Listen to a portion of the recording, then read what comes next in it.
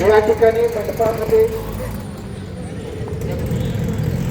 आज मंडपात या ठिकाणी या आंदोलनाच्या विजयाचं पत्र घेऊन विस्तार अधिकारी गौतम कांबळे साहेब, अभियानाचे प्रमुख अधिकारी गजानन भोसले साहेब, निलेश टवरी साहेब हे आलेले आणि या आंदोलनाला खऱ्या अर्थाने यश आलेला गावामध्ये चाललेल्या हुकुमशाहीला थांबवण्याचा हा प्रयत्न आम्हाला असं वाटत नाही की कुणाला शिक्षा व्हावी असा हा संघटनेचा होरा किंवा संघटनेचं मत नाही, मात्र काळ चुकावू नये यासाठी कुठंतरी पायबंद घातली पाहिजे म्हणून हे आंदोलन आम्ही केलं होतं आणि या आंदोलनाला खऱ्या अर्थाने यश आलेलं आहे.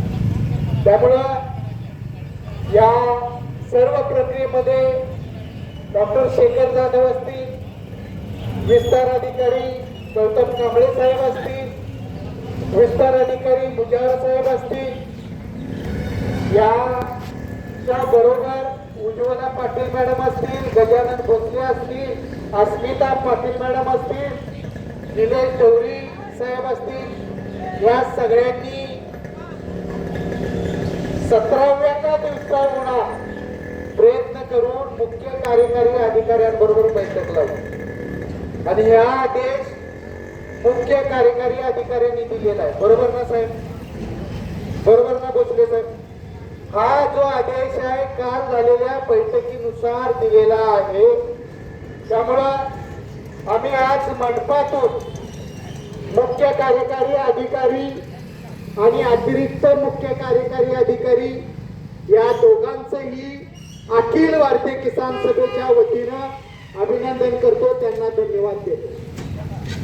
या बैठकीमध्ये ठामपणे मुख्य कार्यकारी अधिकाऱ्यांनी CRP सारिका देवकर मॅडमना सांगितलं की आम्ही तुमच्या बरोबर आहोत. बरोबर ना? ठामपणे सांगितलं. त्याबद्दलही एका महिलेवर झालेल्या अन्यायाच्या पातळीवर क्लास 1 अधिकारी सेन्सिटिव्ह आहेत, संवेदनशील आहेत, याचा आम्हाला आनंद झालेला. आम्हाला त्रास झाला, 17 दिवस त्रास झाला. आम्ही रोज या ठिकाणी आलो, जमावबंदीचं कारण आलं, माणसं कमी करावी लागली, मात्र निष्ठेनं लढणारी ही आरळमुलींच्या माणसांचं विशेषतः लाख लाख धन्यवाद देतो त्यांना. कारण या माणसांनी जिद्द दाखवली, या माणसांनी राजकीय दबाव घेतला नाही, या माणसांनी कोणत्याही गोष्टीचा दबाव न घेता ही माणसं संघटनेबरोबर राहिली. याबद्दल त्यांचं मनपूर्वक धन्यवाद देतो. आज या पत्रानुसार आजपासून कारवाईला सुरुवात होईल. व्हिडिओ चित्रीकरण तुम्ही देणार आहे पोलीस स्टेशनला, भोसले साहेब, बरोबर का? हा, त्यामुळे व्हिडिओ चित्रीकरण पोलीस स्टेशनला जाईल आणि आम्ही ज्या मुद्द्यावर ठाम होतो त्या मुद्द्यावरचा आजपासून खऱ्या अर्थानं येत्या काही दिवसामध्ये निकाल लागणार. आम्ही 7 तारखेपर्यंत साहेब शांत बसणार. 7 तारखेला आम्ही 8 तारखेला निकालाच्या दुसऱ्या किंवा तिसऱ्या दिवशी आम्ही पोलीस स्टेशनला विचारायला जाणार आहे, तुम्ही आज काय केलं याबद्दलच मी करतो. अजून एक अहवाल उमेद अभियान कडून यायचा आहे, तो आम्हाला मंगळवारी साहेब देतो म्हणजे भोसले साहेब, बरोबर ना? भोसले साहेबांनी सांगितलंय की जो अहवाल आहे तो मंगळवारी मिळेल. निवडणुकीचं वातावरण असल्यामुळं आमच्याही पक्षाचे उमेदवार वेगवेगळ्या भागात उभे आहेत, त्यांचा प्रचारही आम्हाला करायचा आहे आणि एक क्रांतिकारी आंदोलन पालघर जिल्ह्यामध्ये सुरू आहे. 50,000 शेतकरी रस्त्यावर आहेत. त्या आंदोलनातही माझ्यासारख्या कार्यकर्त्याला जायचं. त्यामुळं प्रशासनाचं पुन्हा एकदा धन्यवाद देतोय. त्यांनी वेळेला नाही, मात्र वेळ निघून जाण्याच्या अगोदर त्यांनी ही भूमिका घेतली आणि या भूमिकेचं पत्र आज मंडपात दिलेलं आहे. त्याबद्दल आज आम्ही हे आंदोलन स्थगित करत आहोत। या आंदोलनामध्ये अनेक पक्ष संघटना, माझे रिक्षावाले बांधव, फळवाले बांधव, भाजीपालावाले, शेजारचे दुकानदार या सगळ्यांनी आम्हाला साथ दिली। आमचे गाणे ऐकून तुम्हाला त्रास झाला याचं दुःख आम्हाला आहे, मात्र ही चळवळ आहे, हा लढा आहे, हा लढा जिंकल्याशिवाय आज तागायचं थांबलो नाही। आमच्या संघटनेचा स्ट्राईक रेट 100 आहे। आज तागायत 17 वर्षात एकही आंदोलन हरली नाही अशी आमची संघटना, एकही आंदोलन आम्ही हरलेलं नाही। 86 दिवस आजरा तहसील कार्यालयासमोर बसलो होतो आणि त्यावेळेचे अन्न पुरवठा विभागाचे मंत्री दिवंगत गिरीश बापट साहेब मंत्री होते, त्यांनाही मंत्रालयातून ऑर्डर बदलायला लावलेली अशी संघटना। त्यामुळे आजपर्यंत 17 वर्षात या भागात एकही आंदोलन हरलेलो नाही आम्ही, एकही। फक्त 2 आंदोलनामध्ये लोक फुटले आणि ते आंदोलन थांबलं।